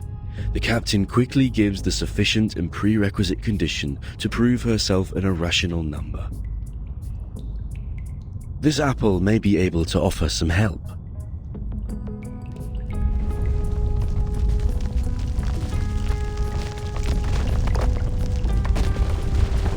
What's happening? An earthquake?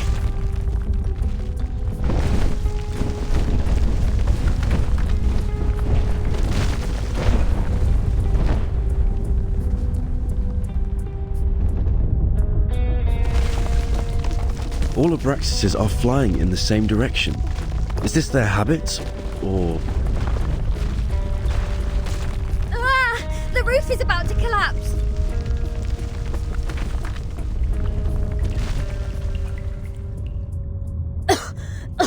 So far, this place has made the London Juvenile Detention Centre a heaven on earth.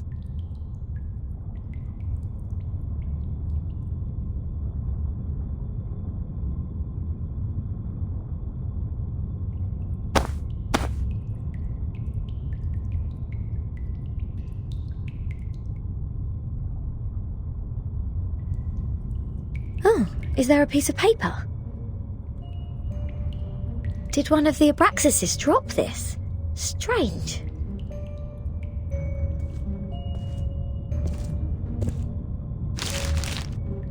The unsolvable puzzle. Is this a math problem? 0.4, 0.7, 1, 1.6, 2.8, 5.2, 10 and 19.6. 8 numbers in total are listed in this order.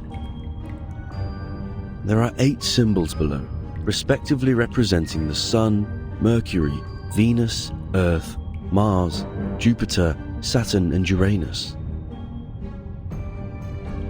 Maybe it is a hint that we should fill the symbols in the blank box after the numbers. That sign says to complete the proof. Does it mean to solve this puzzle? Ha! How unsolvable can it be? Clearly, each of these 8 numbers should represent one planet. We can easily find the missing planet by trying them one by one. And our Mr. Apple here is the king of the Times crossword. Yes? I think there is a difference between this and a crossword.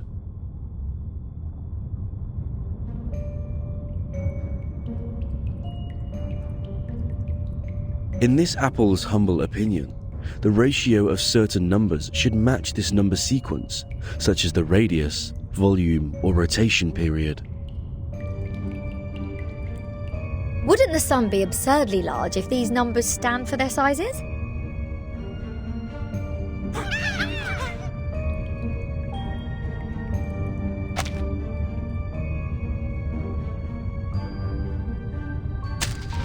Hey! The underground critters are back! Go away! Don't touch my note! It's not your food!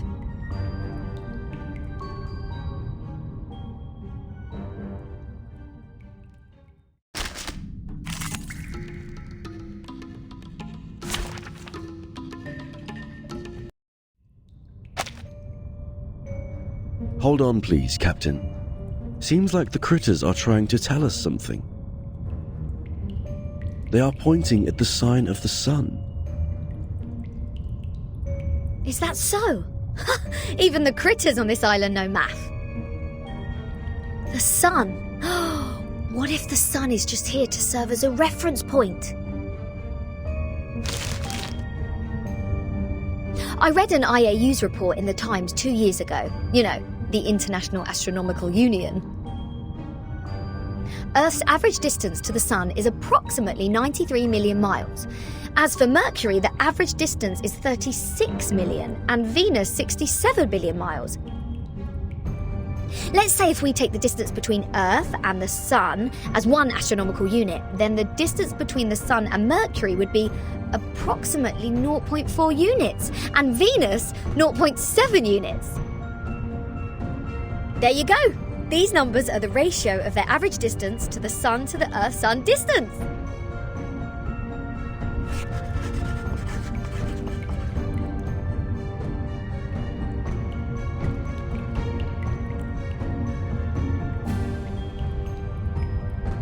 The average distance from Mars to the Sun is about 142 million miles, Jupiter about 484 million miles, Saturn 886 million miles, and Uranus 1.786 billion miles.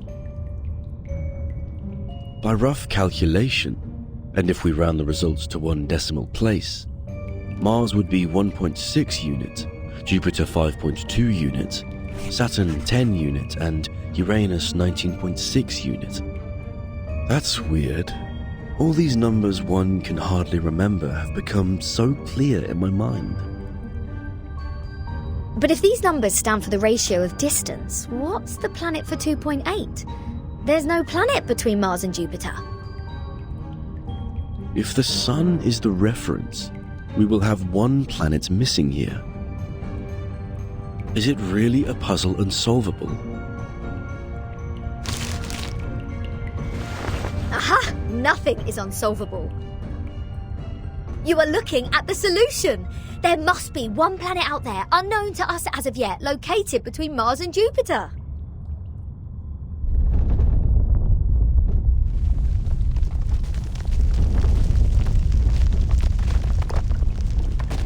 What now?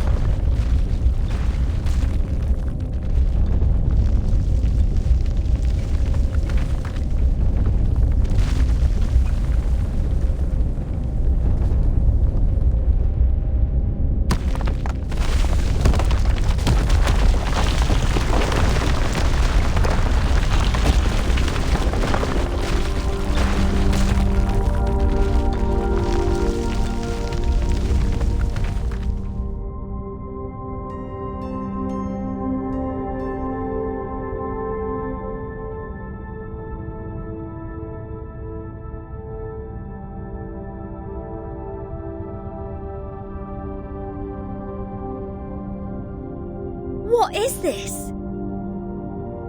A celestial body, which I have never seen before. Captain, this apple has an impression on this. There is indeed a star between Mars and Jupiter. It is called the Ceres, discovered by Piazzi Giuseppe, an Italian priest in 1801. Ceres? Did we just validate its existence? Is the universe truly arranged according to this sequence? Could this be the ultimate key of everything? Regulus! Regulus!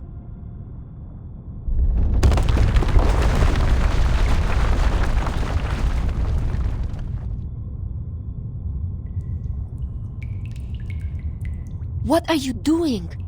Good food poisoning after accidentally eating one of those critters?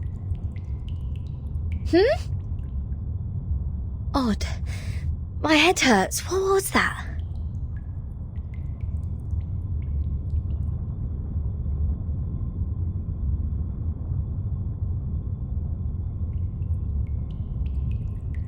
I'll make it short.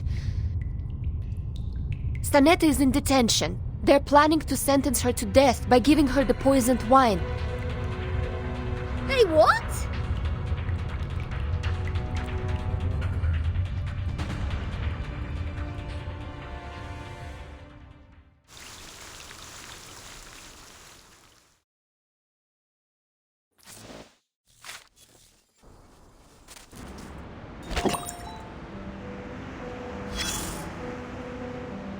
As you can see, this school on the island lives in a box made by the truth.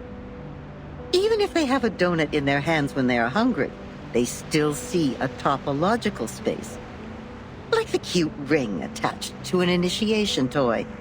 It's not food anyways. But if you give them a puzzle, they will enjoy it like the best Kaiserschmarrn. Oh, my apologies. I was not talking about the one you are holding. No. With all due respect, that thing in your hand is pretty old.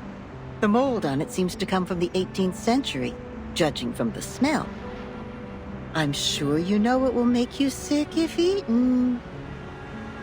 But we have to admit, it is not just ordinary mold. It reminds us of the story in which, once, a merchant's son looked up at the night sky and found the answer to the stars for us. The young man firmly believed that the movement of the stars and the sun follows certain laws, just like how the delicate gears in a watch work together.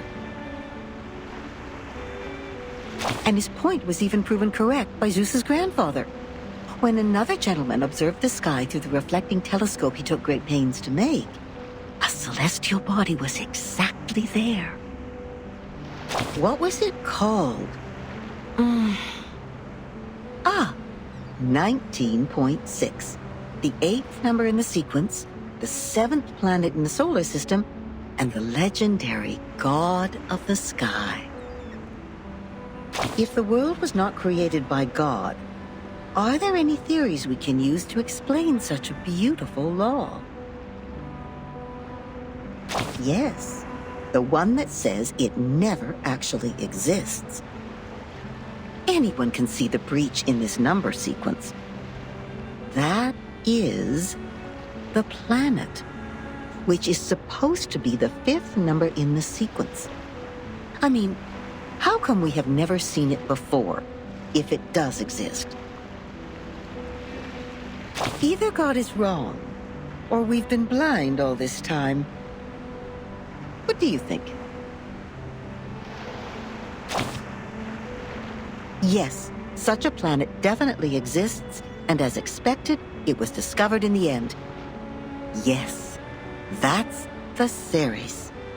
It only took that great mathematician an hour to find its orbit through calculation. Oh, what great astronomy! What great mathematics! What great creation! It was a beautiful dream, but it was still ended, eventually, by another discovery. The 8th planet. Not the Ceres, nor the Uranus, but a new planet. People found it through more precise astronomical data and calculation, proving that the number sequence found by the merchant's son was only a myth. Now we are clear of what we've been talking about. It's an unsolvable puzzle. It makes no sense from the very beginning. We found the Ceres because it happened to be there. It is real, and no one can deny its existence. In other words, we can perfectly prove the rationality of mathematics because we invented it. It's been a good dream, I suppose. Now, imagine that you are walking alone in the darkest valley ever, trying to drag your fragile body upward as much as possible before it is worn out. Hoarse cries squeeze their way out of your mouth to ask for a response from the gods. Suddenly, an afflatus dawns on you. The next moment, a miracle happens. You are already at the top of the mountain, witnessing the rise of a huge celestial body from the skyline. Even if it's only in your imagination, you have just witnessed the dawn of the creation, and the shock is real.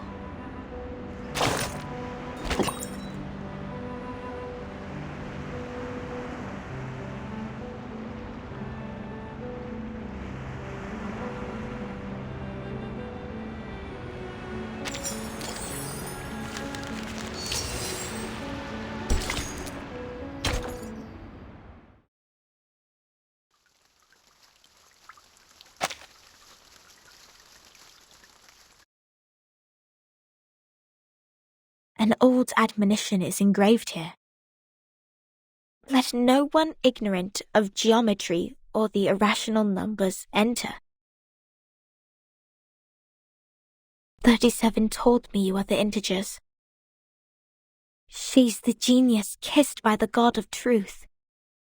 She can see our numbers and has never made a mistake. But I don't understand. Why would you break the silence at the meeting?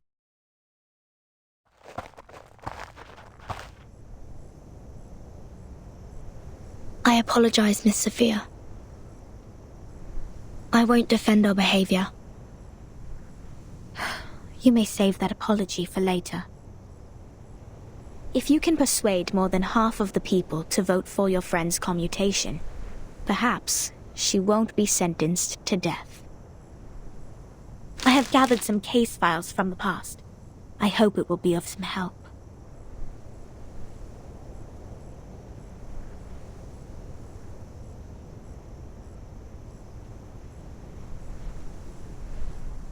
These files are...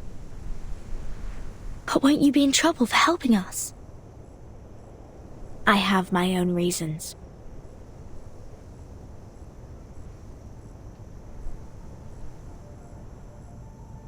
Integers are the living example of virtues, the standard of purification. It represents a soul existing in the world of forms, a true being. It is the floating points behind the decimal which dent the process of our overall purification.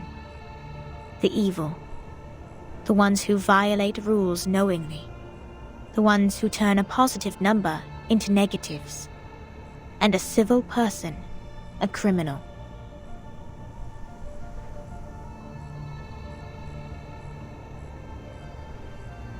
If integers like you would lose your life over some unintentional mistakes, wouldn't it be a great shame? Besides, I can't stand the idea of you being killed in front of me. Not rigorous.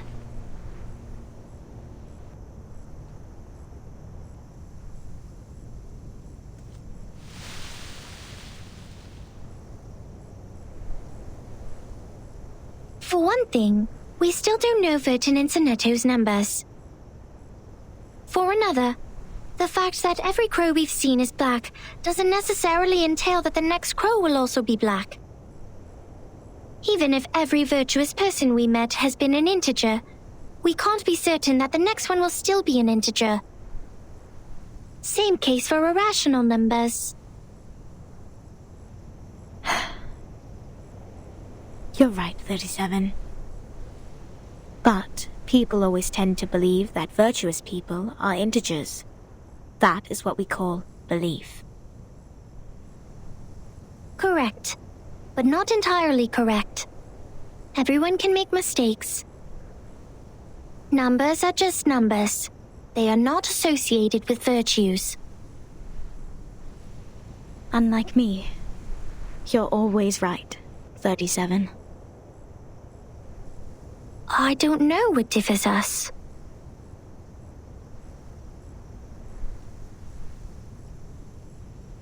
Will you be at the assembly? Yes.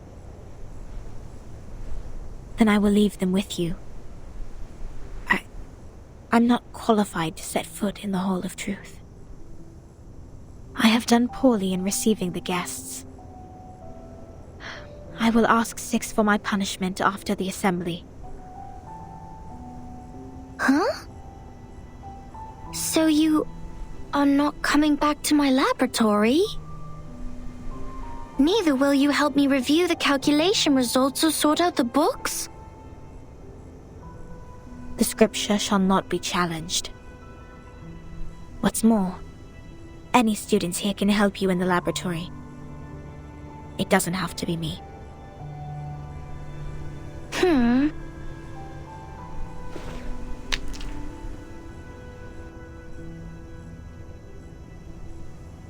Had I known, I would have let someone else welcome Vertin and her friends. Like 210. He loves to brag to young ladies so much that he would take the punishment willingly, right? You were that someone else who was assigned to receive them in the first place. If I hadn't stopped you in time, how much longer would Regulus's head have stayed in your mouth? Not to mention what happened last time. and the time before that. But the fact that I have messed up all the receptions before doesn't mean I may excel in the next one. The chances of messing up the first reception and the 100th reception are the same. Whatever you say, you little sophist.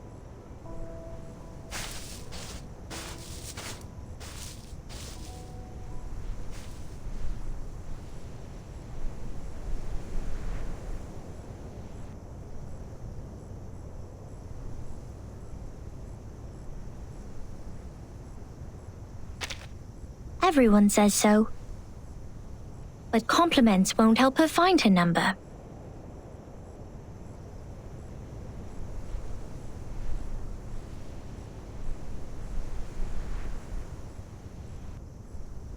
So, Vertin, are you ready for the debate? Does that mean you will help us? Of course. I don't want to miss the chance. What chance? The chance to see your numbers. There's no greater knowledge than the knowledge of oneself, and there's no more exciting truth than the truth of oneself. I can quickly tell which types of numbers you are, but it requires proof to know the exact number of your soul. I want to know the answer before you see your own numbers.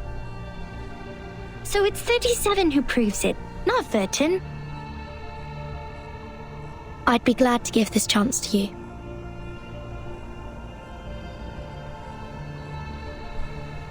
That's boring. Let's go, Vertin. The assembly's about to start.